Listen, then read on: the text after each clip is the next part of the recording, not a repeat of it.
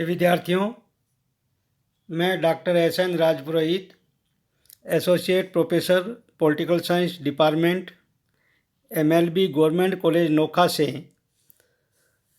जैसा कि सभी को विदित है कि कोविड-19 का दूसरा दौर प्रारंभ हो चुका है और महाविद्यालयों में नियमित अध्ययन की व्यवस्था राज्य सरकार के द्वारा स्थगित की जा चुकी है। इसलिए पुनश्च ऑनलाइन लेसन के माध्यम से हम विद्यार्थियों के लिए परीक्षा की तैयारी हेतु ऑनलाइन लेसन तैयार करके आपके लिए प्रेषित कर रहे हैं। आज हम बीए पार्ट 3 के लिए फर्स्ट प्रश्न पत्र रिप्रेजेंटेटिव पॉलिटिकल थिंकर्स प्लेटो टू मार्क्स में पहला अध्याय प्लेटो के बारे में आज हम विचार करेंगे। प्रश्न विश्वविद्यालय में जो ज़्यादातर पूछा जाता है वह है प्लेटो के न्याय सिद्धांत की आलोचनात्मक विवेचना कीजिए। विद्यार्थियों, प्लेटो की पुस्तक रिपब्लिक का केंद्रीय प्रश्न न्याय क्या है से प्रारंभ होता है। रिपब्लिक का उपशीर्षक न्याय से संबंधित धारणा है। जिस आदर्श राज्य की रूपरेखा प्लेटो ने तैयार की है उसका प्रमुख आधार न्याय है। न्याय के सिद्धांत पर आधारित आदर्श राज्य को एकता प्रदान करना, नागरिकों को घोर व्यक्तिवाद के प्रभाव से बचाने तथा कार्यों के विशिष्टीकरण द्वारा राज्य में स्थिरता प्रदान करने के लिए न्याय सिद्धांत को रामबाण औषधि माना है। प्रोफेसर बारकर के अनुसार न्याय को प्लेटो के सिद्धांत का केंद्रीय और उसकी रिपब्लिक को मूल पाठ कहा जा सकता है।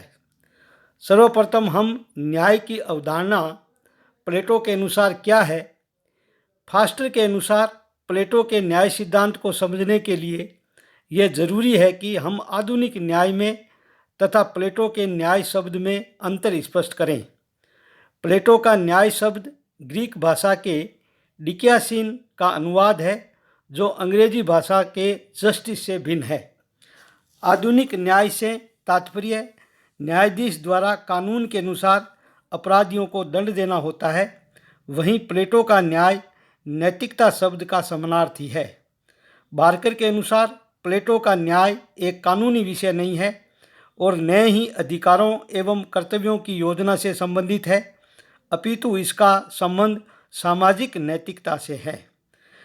न्याय संबंधी विभिन्न अध्याय जो है उसमें रिपब्लिक का प्रथम अध्याय इस प्रश्न से प्रारंभ होता है कि न्याय क्या है। इस प्रश्न का सही उद्देश्य प्राप्त करने के लिए प्लेटो ने अपने युग में प्रचलित न्याय संबंधी विभिन्न सिद्धांतों का आलोचनात्मक परीक्षण करता है। क्रमशः 3 प्रकार की धारणाएं उस समय प्रचलित थी, जिसमें सबसे प्रथम धारणा जो थी उसको हम परंपरावादी सिद्धांत या धारणा कह सकते हैं। प्लेटो के समकालीन जगत में एक प्रमुख सिद्धांत सेपालस व उसके बाद उसके पुत्र पॉलीमार्क्स का था, जो व्यापारी वर्ग की परंपरागत नैतिकता का प्रतिनिधित्व था। इसे परंपरावादी विचारधारा कहा जाता है। सेपालस के अनुसार सत्य बोलना व दूसरों के ऋण को चुका देना ही न्याय है। पॉलीमार्क्स के अनुसार न्याय का तात्पर्य मित्रों के साथ भलाई और शत्रुओं के साथ बुराई में निहित है। परंपरावादी विचारधारा का प्लेटो खंडन करता है और वह यह कहता है कि सदैव सत्य बोलना और कर्ज अदा करना ही न्याय नहीं है। सत्य बोलना कभी कभी हानिकारक भी हो सकता है। जैसे किसी सैनिक से देश के सामरिक महत्व के गुप्त अड्डों के बारे में पूछा जाए तो यह सत्य बोलना न्याय नहीं है। यह कहना बड़ा सरल है कि मित्रों की भलाई तथा शत्रुओं की बुराई न्याय है, लेकिन अनेक बार ऐसा होता है कि जिन्हें हम शत्रु मानते हैं वह हमारा शुभ चिंतक सिद्ध होता है। शत्रु व मित्र की जांच करना दुष्कर कार्य है। न्याय का उद्देश्य जैसे को तैसा नहीं है, टिट फॉर टैट नहीं है, बल्कि न्याय में प्लेटो ये कहता है कि सबके साथ समान व्यवहार होना चाहिए। दूसरा जो सिद्धांत प्रचलित था प्लेटो के समय में, उसे क्रांतिकारी धारणा कहा जाता था। इस विचारधारा का प्रतिनिधित्व विचारक थ्रेसिमैक्स था, जिसके अनुसार शक्ति ही सत्य है। आगे और लिखा है कि शक्तिशाली का हित साधन ही न्याय है। थ्रेसिमैक्स के इस विचार का उपसाध्य यह है कि अन्याय न्याय से अच्छा होता है। थ्रेसिमैक्स लौकिक विचारों से आकृष्ट था। सर्वप्रथम व्यवहार का ही उदाहरण लेकर, जब कभी न्यायी और अन्यायी किसी व्यापार में साझा करेंगे तो तुम कभी ऐसा नहीं देखोगे कि न्यायी मनुष्य को अन्यायी मनुष्य से ज़्यादा धन मिला हो। राज्य से इसका जो संबंध है उसको लें तो जहाँ प्रत्यक्ष कर देने का प्रश्न आता है, वहाँ न्यायी मनुष्य अन्यायी मनुष्य की तुलना में अधिक कर देता है। क्रांतिकारी विचारधारा का प्लेटो खंडन करता है और प्लेटो द्वारा उग्रवादी विचारधारा का खंडन किया गया और कहा गया कि कला तथा कलाकार एक स्वाभाविक उद्देश्य को लेकर चलते हैं, जिसका उद्देश्य शासन की त्रुटियों को दूर करना होता है, स्वयं अपना कोई हित साधन नहीं होता है। थ्रेसिमैक्स की दूसरी मान्यता अन्याय न्याय से श्रेष्ठ होता है का प्लेटो ने खंडन करते हुए कहा है कि न्यायी व्यक्ति अन्यायी व्यक्ति की अपेक्षा अधिक बुद्धिमान और शक्तिशाली होता है। आनंद और प्रसन्नता की अनुभूति को न्यायी जीवन में ही संभव है। तीसरी जो विचारधारा है वो यथार्थवादी या कार्य कारण सिद्धांत कहा जाता है। न्याय संबंधी इस विचारधारा का प्रतिनिधित्व ग्लांकन करता है। उसकी मान्यता है कि न्याय एक कृत्रिम वस्तु है, इसके 3 परिणाम निकलते हैं। निर्बल लोग एक समझौता इस आशय पर करते हैं कि वे लोग एक दूसरे पर अन्याय नहीं करेंगे। इस समझौते के पालन हेतु एक दूसरे के रूप में रूढ़ियों का आधार मानकर कानून बनाए जाते हैं और इस समझौते में कानून का पालन व्यक्ति प्राय सबलों के भय से करता है, इसलिए न्याय भय का शिशु कहा जाता है। क्रांतिकारी सिद्धांत का भी प्लेटो खंडन करता है। प्लेटो ये कहता है कि इस विचारधारा का खंडन करते हुए कि न्याय कमजोर की आवश्यकता नहीं है।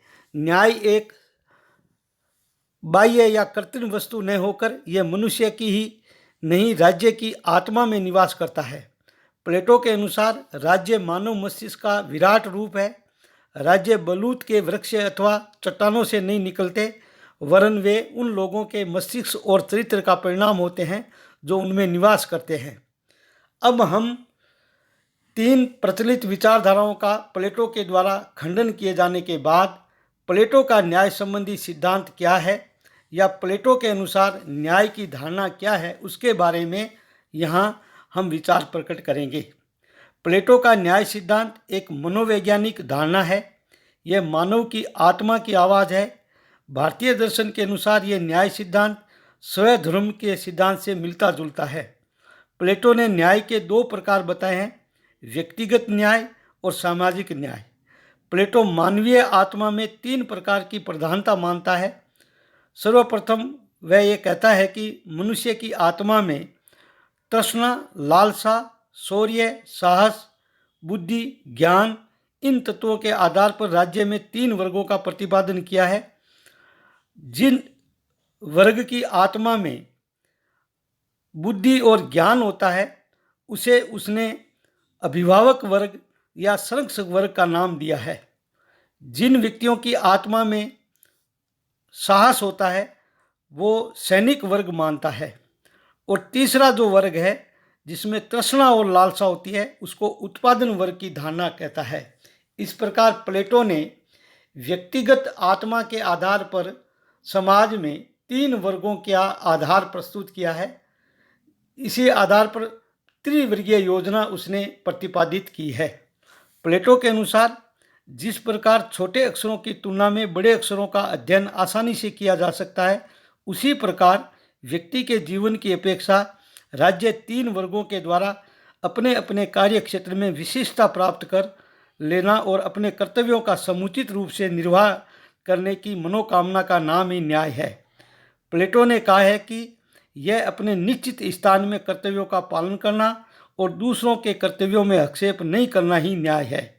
शेबाइन के अनुसार न्याय समाज का एकता सूत्र है। यह उन व्यक्तियों के परस्पर तालमेल से बना है जिसमें प्रत्येक व्यक्ति को आत्मा के अनुसार कर्तव्य को चुना है। डॉक्टर कजू के अनुसार अपने स्वयं का कार्य करना और अन्यों के कार्यों में हस्तक्षेप नहीं करना ही न्याय है। इस प्रकार हम ये कह सकते हैं कि प्लेटो के अनुसार न्याय का अर्थ कर्तव्य पालन है। प्रत्येक व्यक्ति को अपने आत्मा के नैसर्गिक गुणों के आधार पर कार्य करते हुए समाज में अपने कर्तव्यों का पालन करना चाहिए। यही न्याय सिद्धांत है। अब हम प्लेटो के न्याय सिद्धांत के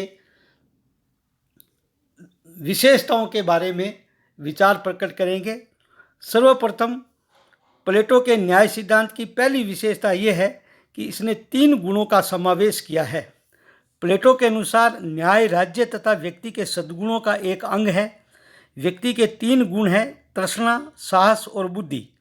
राज्य में भी यही 3 गुण हैं। इंद्रिय तृष्णा उत्पादन वर्ग, साहसी सैनिक वर्ग और शासक वर्ग विवेक गुण को अभिव्यक्त करता है। इन तीनों गुणों के संतुलन जीवन को ही न्याय कहा गया है। दूसरी विशेषता है नैतिकता का सिद्धांत। प्लेटो का न्याय सिद्धांत वैधानिक न्याय से बिल्कुल भिन्न है।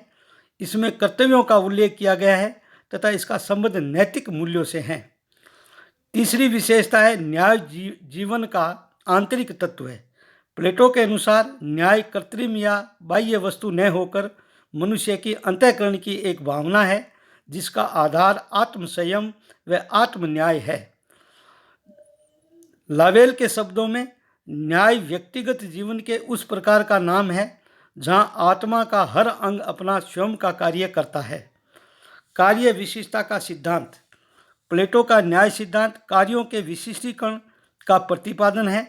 प्रत्येक राज्य तथा प्रत्येक व्यक्ति के जीवन का उद्देश्य श्रेष्ठता की प्राप्ति है। यह तभी प्राप्त किया जा सकता है जब लोग अपनी प्राकृतिक क्षमता के आधार पर निश्चित कार्य करें और उनके अन्य कार्यों में अधिक से अधिक कार्य कुशलता प्राप्त की जा सके।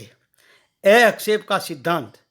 प्लेटो का न्याय सिद्धांत मुख्यतः अहक्षेप का सिद्धांत है। न्याय उसी में है कि राज्य के विभिन्न अंग अपने कार्य संपन्न करें तथा दूसरों के कार्यों में हस्तक्षेप नहीं करें।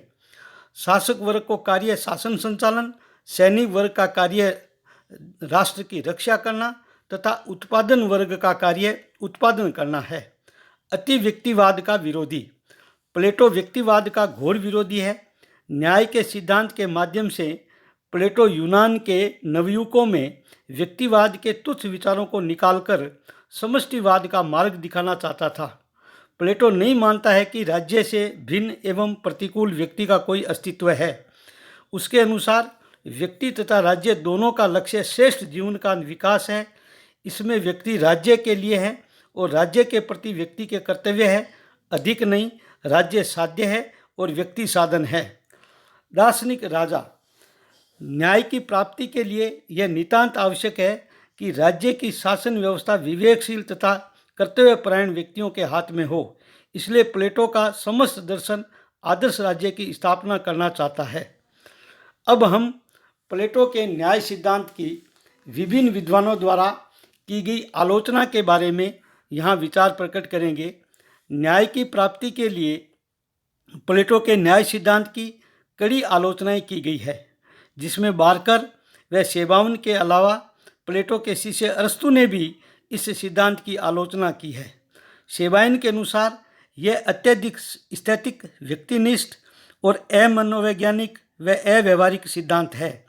बारकर के अनुसार प्लेटो के न्याय सिद्धांत का एक महत्वपूर्ण दोष यह है कि उसका न्याय वस्तुतः न्याय नहीं है, यह व्यक्ति को कर्तव्यों तक सीमित करने की भावना मात्र है। सर्वप्रथम आलोचना, नैतिकता एवं कानून में कोई अंतर नहीं। प्लेटो कानून एवं न्याय में कोई भेद नहीं करता है, जबकि न्याय शब्द डिक्योसिन शब्द से दूर है। प्लेटो के न्याय का संबंध कानून से दूर है। न्याय का संबंध मात्र आत्मसंयम व आत्मनिषेध आदि नैतिक सिद्धांतों पर आधारित है। प्लेटो का न्याय सिद्धांत निष्क्रिय सिद्धांत। बारकर ने प्लेटो के न्याय सिद्धांत को निष्क्रिय घोषित किया है। वह आधुनिक न्याय से बिल्कुल भिन्न मानता है। प्लेटो यह तो बताता है कि व्यक्ति को अपने कार्य को निष्ठापूर्वक करना चाहिए, लेकिन विभिन्न क्षेत्र में कार्य करने वाले व्यक्तियों के बीच संघर्ष या हस्तक्षेप हो जाए तो समस्या का समाधान कैसे किया जाएगा। यहाँ प्लेटो मात्र आत्म नियम का उपाय बताता है, लेकिन यह कोई वैचारिक उपचार नहीं है जिसका आसानी से अतिक्रमण भी किया जा सकता है। व्यक्ति को राज्य के अधीन बना देना। प्लेटो का न्याय सिद्धांत व्यक्तियों को पूर्णतया राज्यों के अधीन कर देता है। वेपर के शब्दों में, निम्न वर्ग शासकों की बिना असंतोष व्यक्त किए आज्ञा मानते हैं ताकि अभद्र की इच्छाएं कुछ भद्रों की इच्छाओं तथा विवेक द्वारा संचालित रहें और दार्शनिक राजा को निरंकुशतापूर्वक कार्य करने के लिए स्वतंत्रता प्रदान करना है। अत्यधिक पृथकतावादी और एकीकरण की प्रवृत्ति को प्रोत्साहन। प्लेटो ने आत्मा के आधार पर व्यक्ति को 3 भागों में विभाजित कर राज्यों को पृथकतावाद की दशा में ले जाने का प्रयास किया है। यह पृथकतावादी इसलिए है कि प्लेटो के न्याय सिद्धांत में वर्ग कम और जातियां ज़्यादा स्थापित हो गई। इस सिद्धांत में उत्पादन वर्ग और शासक वर्ग के बीच असमानता की गहरी स्थायी खाई स्थापित की गई थी। इससे राज्य में पृथकतावादी तथा व्यक्ति को राज्य के अधीन कर देने से दार्शनिक राजा के अधिनायकत्व की गंध आती है।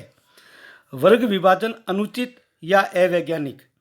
प्लेटो का न्याय सिद्धांत काल्पनिक अधिक और वैज्ञानिक आधार कम है, क्योंकि मानव आत्मा के अनुसार हम देखें तो यह ज्ञात होता है कि वैज्ञानिकता के अनुसार हर व्यक्ति में एक ही गुण की प्रधानता नहीं होती है, व्यक्ति में विभिन्न गुणों का समावेश पाया जाता है।